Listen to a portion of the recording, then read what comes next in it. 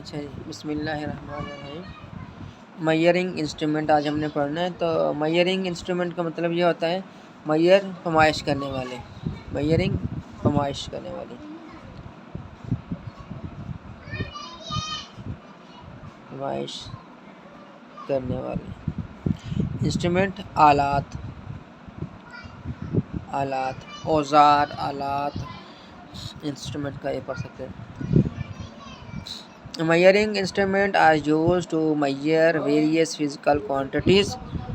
measuring instrument जो पैमाइश करने वाले आलात हैं वो उसको हम इस्तेमाल कर सकते हैं वेरियस मुख्तलिफ फ़िज़िकल क्वांटिटीज़ में, मुख्तलिफ फ़िज़िकल क्वांटिटीज़ के अंदर।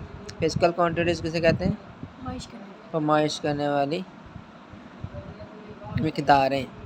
सच एज़ क्वांटिटीज़, मिक़दारें। सच एज़ लेंथ, जैसे कि हम लेंथ की पैमाइश कर सकते हैं, मास की वज़न कर सकते हैं, और टाइम देख सकते हैं, वॉल्यूम हम नोट कर सकते हैं।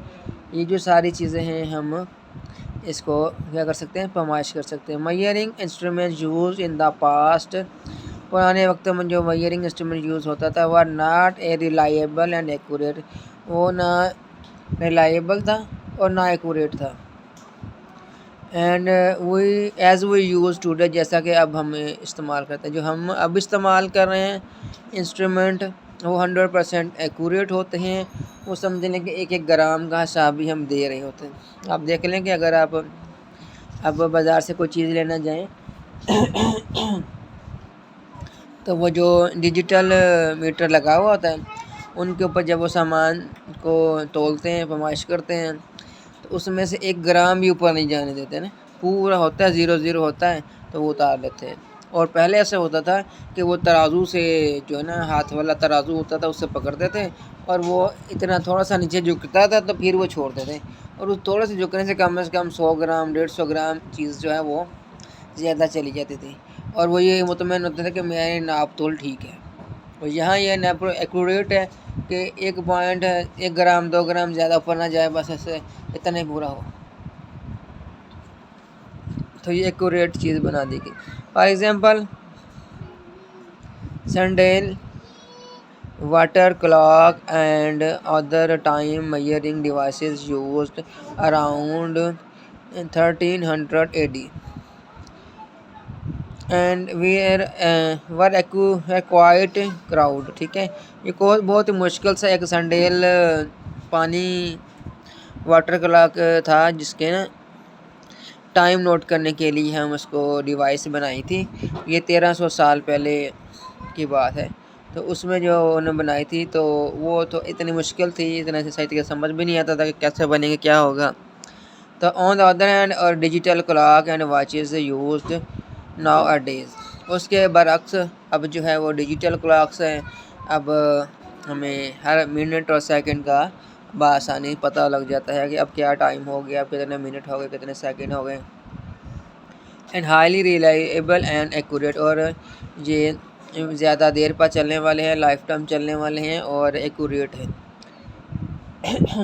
Hair We shall describe some measuring instruments used in physics laboratory। जब हम यहाँ कुछ इंस्ट्रूमेंट पढ़ेंगे जिसे हम फिज़िक्स की लेबॉरेटरी में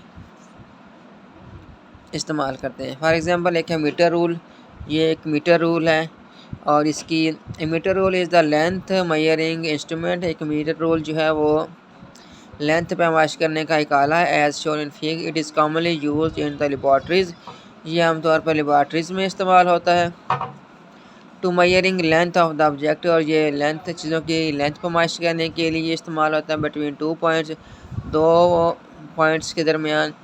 इट इज़ 1 मीटर लॉन्ग, ये 1 मीटर लंबा होता है। Which is equal to the 100 centimetre, 1 metre के बराबर 1 मीटर लंबा होता है, और इस 1 मीटर के अंदर 100 सेंटीमीटर होते हैं। ये शायद आज आपको पता चलेगा कि हम मीटर की पैमाइश तो कर रहे होते हैं, हम कपड़े लेने जाते हैं, हमें 1 मीटर देना है, गज़ना देना है। हमने कभी ये नहीं सोचा है, कभी ये कोशिश नहीं की है देखे कि 1 मीटर क्यों है। अब मीटर होता है 39 इंच का ऐसे, और जो है गज़ होता है वो होता है 36 इंच का। तो हमने ये कभी हिसाब नहीं लगाया कि 39 और 36 में 39 कोई ख़ास फिगर भी नहीं है, या तो 40 होता या 45 होता है या 30 होता है तो फिगर समझ में आता है कि ये कुछ एक राउंड अबाउट फिगर का। 39 वाली फिगर कौन सी है? अब 39 वाली फिगर ये है। अब सबको आप समझ में आ जाएगा, और किसी को पूछे तो आप बता भी सकते हैं कि 1 मीटर के अंदर 100 सेंटीमीटर होते हैं। सेंटीमीटर होने की वजह से उन्होंने जब जहाँ 100 सेंटीमीटर ख़त्म हुए वहाँ जो भी आगे इंच, तो उसमें हमने उसको इंच बना दिया। इंच की क्वालिटी नहीं है, सेंटीमीटर्स की है। असल जो हमारी पैमाइश काल है वो सेंटीमीटर है। सेंटीमीटर पैमाइश की है। जहाँ 100 सेंटीमीटर हो गए वहाँ हमने उसका निशान दे दिया कि ये 1 मीटर के बराबर। अब ये हमेशा के लिए बात याद रखें कि आप किसी से सवाल भी कर सकते हैं कि 39 इंच क्यों है मीटर का, 40 कर देते या 35 करते, ये 39 क्यों रखा है? और जिसने फिज़िक्स पढ़ी होगी, इसको ये बात बताई होगी, तो उसको ये पता होगा कि 39 इंच क्यों है और ये 40 क्यों नहीं हुए, और ये आपको पता है और आप जाकर वक्त डाल सकते। अच्छा, इसके बाद each centimetre is divided into 10 small divisions called millimetre. अब हर सेंटीमीटर को आगे 10 और मज़ीद तकसीम कर दिया गया 10 लाइनों के अंदर, जिसको मिलीमीटर कहते हैं। और this 1 millimetre is the smallest reading that can be taken using a metre rule is called the least count. और इसका जो आखिरी एक हिस्सा मिलीमीटर, 1 मिलीमीटर जो है वो सबसे छोटी पैमाइश है। सबसे कम पैमाइश करनी हो तो वो 1 मिलीमीटर की पैमाइश होती है, और वो 1 मिलीमीटर लीस्ट काउंट होता है। लीस्ट काउंट का मतलब ये होता है कि गलती हो तो 1 मिलीमीटर की हो सकती है, 1 मिलीमीटर आगे या पीछे कर सकते हैं। जो भी इसमें एरर हो उसको हम सही करने के लिए 1 मिलीमीटर का सहारा लेते हैं, उसको हम आगे या पीछे करके दे सकते हैं। आपने ये देखा ना कि दर्जी अगर कपड़े काट रहा होता है थोड़ा सा ऊपर रख के काट देता है।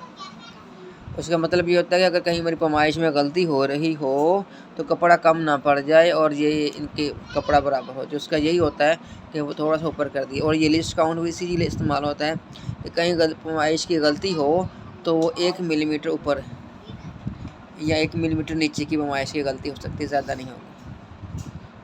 तो सबसे आखिरी जो है डिजिट है उसे लीस्ट काउंट कहते हैं, मतलब जो कम से कम पैमाइश हम कर सकते हैं उसे लीस्ट काउंट कहते हैं। While the measuring length or distance I must be kept vertically above the reading point as shown in figure, the reading become doubtful if the eye is positioned either left or right to the reading point। अब ये भी आपकी इत्तला के लिए अर्थ है कि reading हमेशा गलत हो सकती है अगर आप उसको लेफ़्ट या राइट से रीडिंग करना शुरू करें। और अगर आप रीडिंग करेंगे उसकी वर्टिकली ऊपर से नीचे तो वो आपकी जो है रीडिंग बिल्कुल सही होगी। समझ में आई बात की? Measuring must kept in vertically, और रीडिंग पॉइंट जो है ऊपर से नीचे को रीडिंग करेंगे तो वो क्या होगा, बिल्कुल एक्यूरेट। और अगर आप नीचे से साइड पे मूव करें, लेफ़्ट टू राइट मूव करेंगे हॉरिजेंटली, तो वो आपकी रीडिंग गलत हो सकती है, वो तकरीबन गलत ही होगी। ठीक है, यहाँ तक आज आप कर लें और बाकी जो है वो कर लें। ठीक है, काफ़ी हो गया।